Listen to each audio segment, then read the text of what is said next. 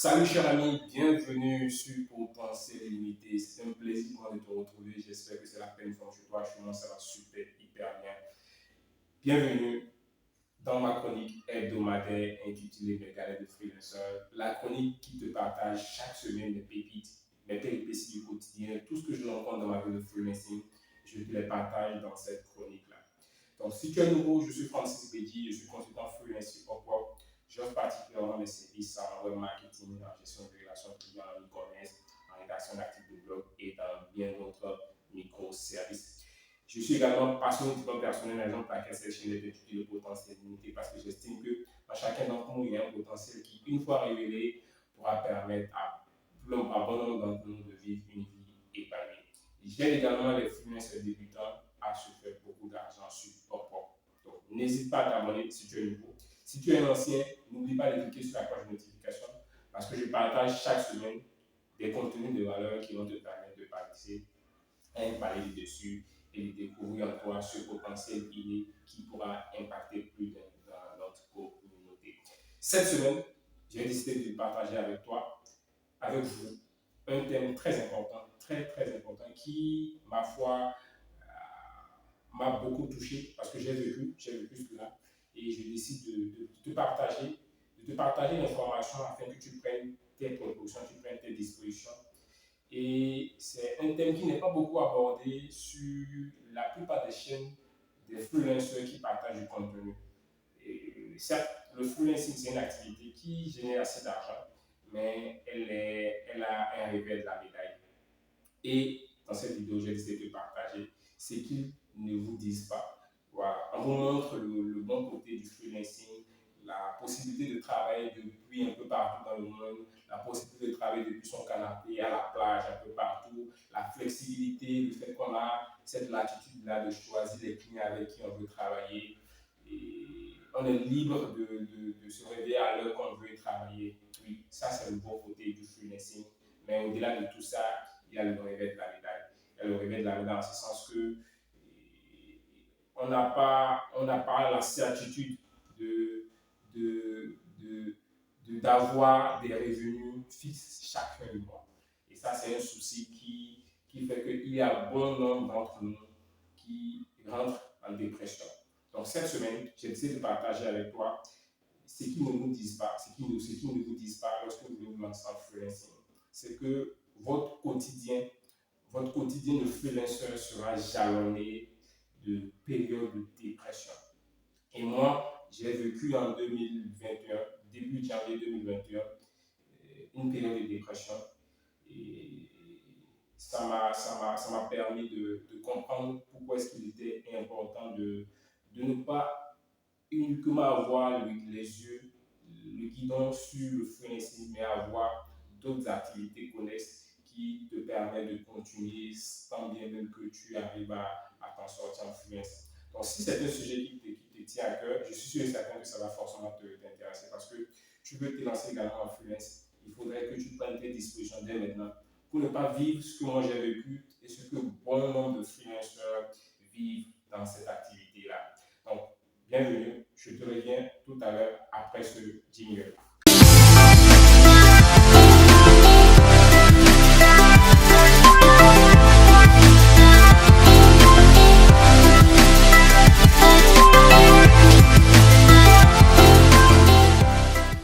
Bienvenue pour la suite, chers amis. Comme je vous l'ai annoncé en intro, la dépression fait partie du quotidien du freelance.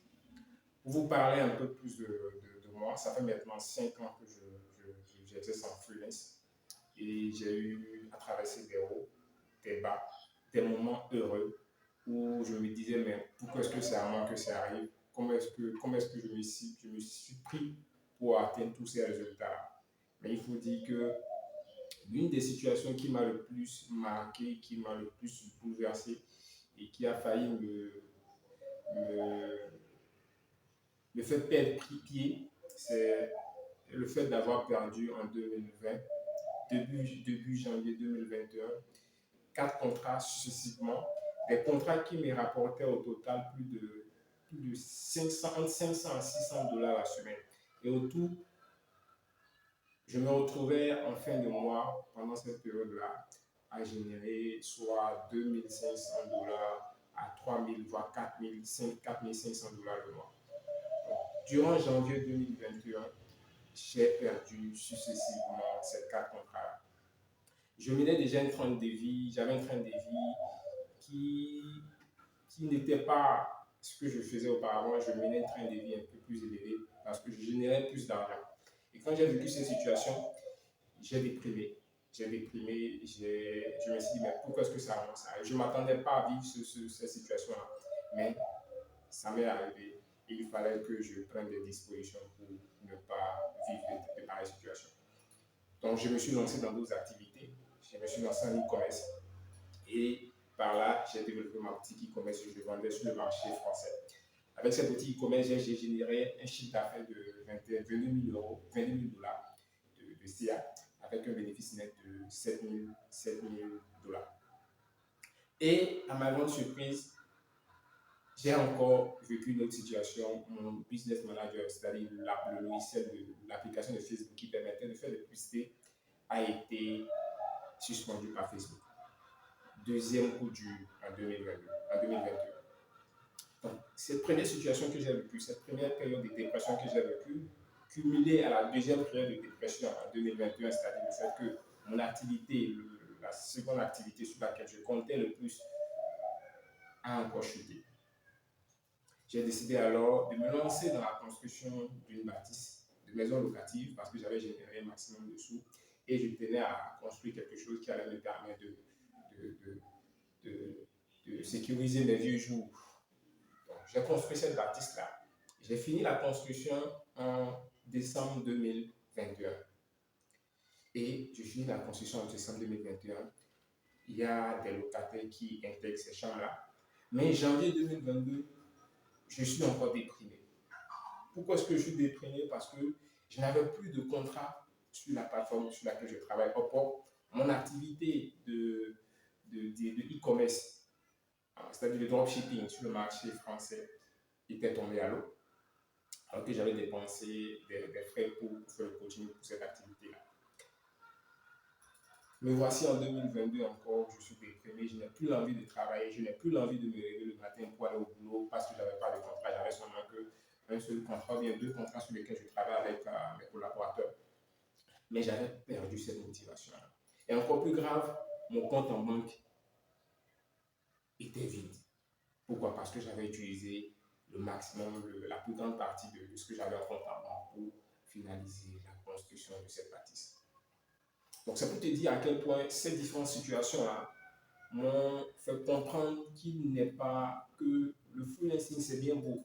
On vous montre tout ce qu'on gagne, on vous montre le beau côté de la chose, le fait que vous avez cette flexibilité-là de travailler un peu partout dans le monde, le fait que vous pouvez aller à la plage travailler, le fait que vous pouvez choisir vos différents clients, oui, c'est bien beau. Vous pouvez faire un maximum d'argent, mais vous serez à tout moment dans des périodes de doute, dans des périodes de dépression. Et si vous ne prenez pas garde, vous allez chuter, vous serez en plein burn-out. Et j'ai bon nombre de freelancers, bon nombre d'amis qui vivent de pareilles situations parce qu'on n'a pas la certitude du lendemain. On travaille certes avec des clients aujourd'hui qui, du jour au lendemain, peuvent fermer le contrat. Donc, je suppose que tu travailles avec un client, tu génères peut-être par exemple chaque semaine un montant, peut-être 400 $ ou bien 500 $ la semaine avec ce client-là. Et le mois cumulé, tu te retrouves par exemple à 2 000 $ le mois. À l'instant, tu es tout heureux, tu te dis, mais tiens, je vis une période que je ne m'y attendais pas.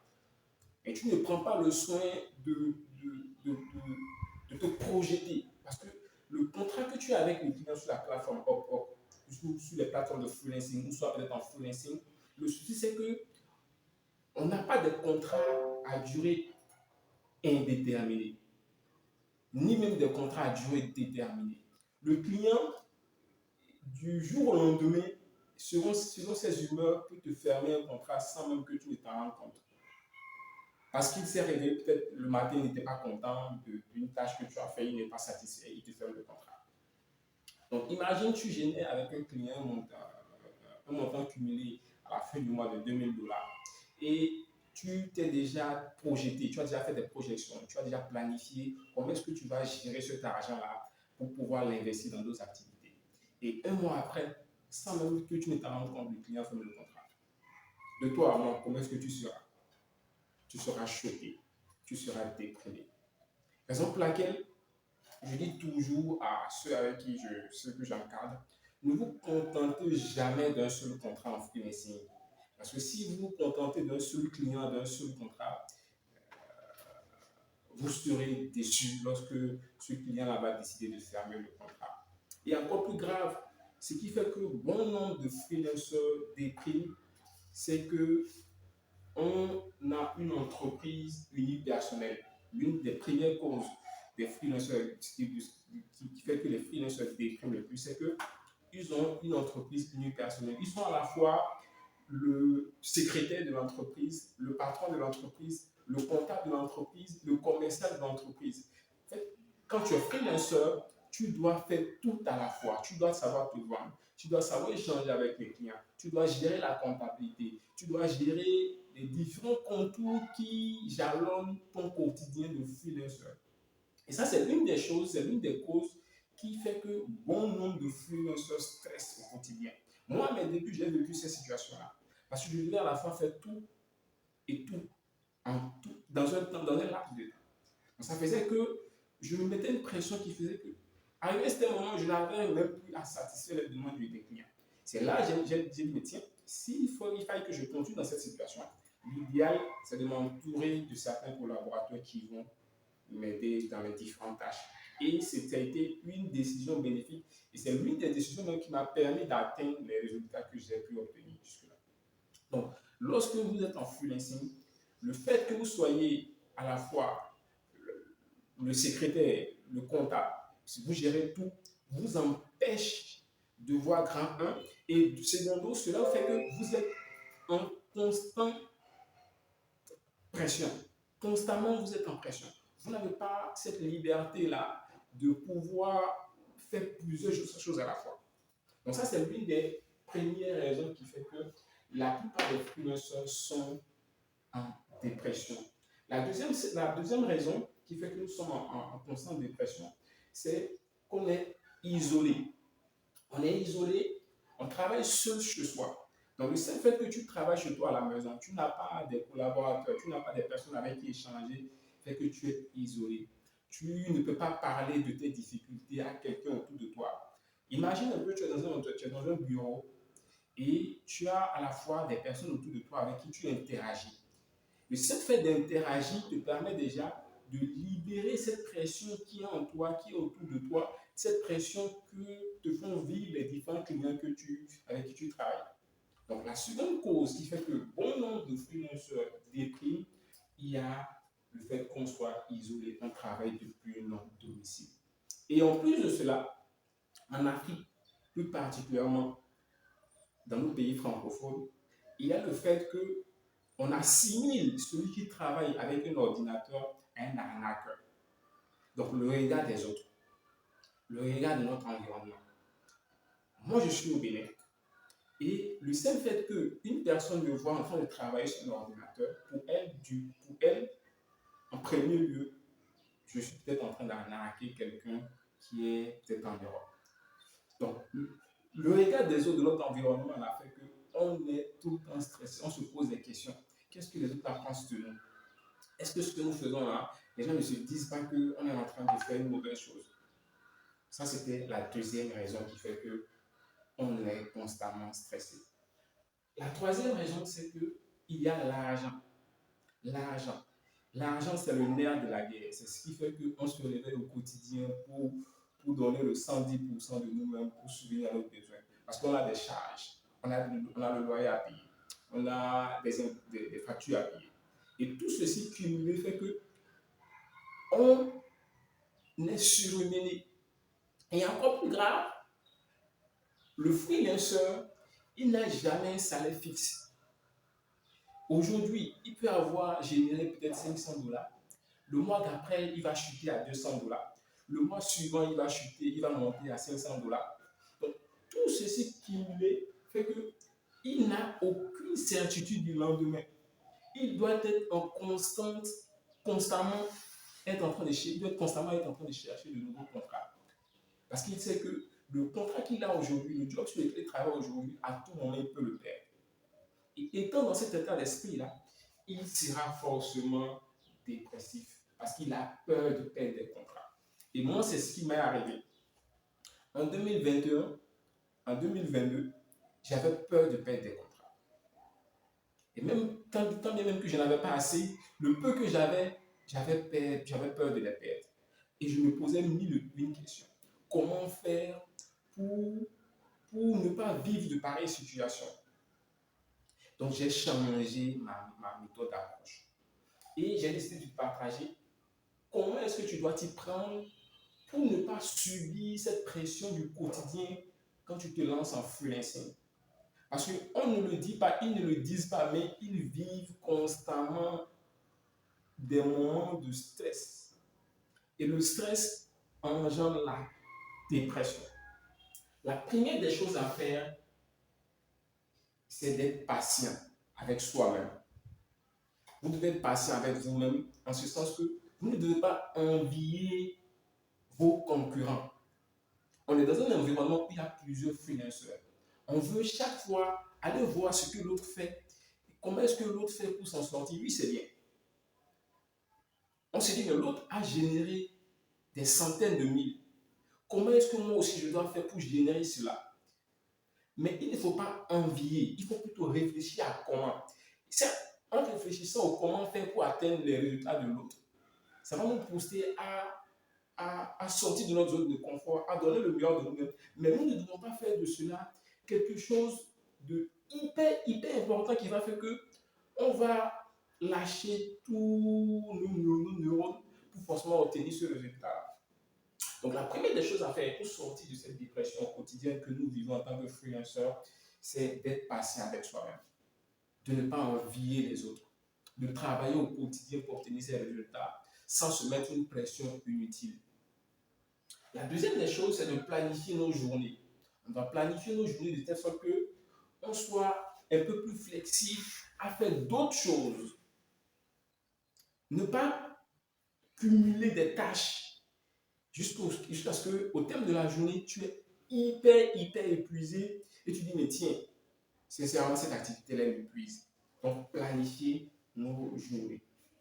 La troisième chose, c'est de suivre notre temps et de travailler à notre rythme. Certes, on peut cumuler, on veut se faire assez d'argent, mais il ne faudrait pas que cette envie du pécunier, cette envie de se faire beaucoup d'argent là, nous empêche de prendre soin de notre santé, se reposer comme quand il le faut, pratiquer du sport, se divertir, rencontrer des personnes, échanger. La quatrième chose, créer des flux de revenus. Créer des flux de revenus en ce sens que votre travail de freelancing n'a aucune certitude. Raison pour laquelle vous devez avoir une autre activité qui va vous permettre de générer de l'argent. Donc moi, ce que je conseille le plus, ce que vous allez générer en freelancing, prenez cet argent-là et investissez-le dans une autre activité qui n'a même pas rapport au freelancing. Ça peut être une activité que vous allez lancer peut-être en ligne. Vous pouvez faire du e-commerce, vous pouvez faire du trading, vous pouvez faire d'autres activités. Mais que cette activité-là n'ait pas forcément rapport à votre activité de freelancing.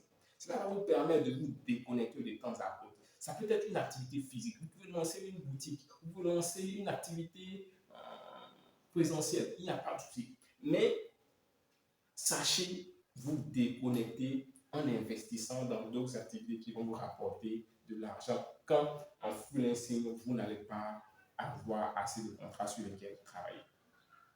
La cinquième solution pour ne pas vivre cette dépression que nous vivons au quotidien, c'est de travailler en réseau. Pourquoi travailler en réseau? Travailler en réseau va vous permettre de vous lâcher. Lorsque vous allez rencontrer des difficultés, vous aurez cette envie-là de raconter votre situation à un confrère freelancer, à un collègue freelancer qui vit également les mêmes situations que vous. Et en vous donnant les coudes, forcément, vous pouvez vous relever chaque fois que vous serez dans le creux de la vague. Donc, travailler en réseau va vous permettre également de vous partager des informations. Je suppose que vous travaillez, peut-être vous êtes expert en web marketing, vous êtes graphiste designer, et vous travaillez avec un client qui sollicite un développeur web. Imaginez, vous êtes dans un réseau où il y a plusieurs freelancers de différentes compétences. Le seul fait que votre client vous a contacté pour un développeur web, vous dit tiens, j'ai déjà quelqu'un dans mon réseau qui est développeur web qui pourra forcément vous aider à gérer cette tâche-là. Donc voici l'une des raisons pour lesquelles il faut forcément travailler en réseau. Donc j'ai voulu dans cette vidéo-là de partager un peu ce que on ne vous dit pas, ce qu'ils ne vous disent pas, parce que tiens, on montre le bon côté de la chose, mais il y a le revers de la médaille. Le revers de la médaille, c'est que dans votre processus de freelancing, vous serez constamment en doute, vous serez constamment en dépression. Et pour éviter cela, vous devez prendre des mesures que j'ai partagées ici. J'espère que cette vidéo-là vous a plu. J'espère vous avoir partagé de la valeur. Si c'est le cas, n'hésitez pas de me lâcher en commentaire vos retours. N'hésitez pas également de me lâcher des pouces, des likes. Et on se dit à très bientôt pour la prochaine vidéo. Ciao, ciao.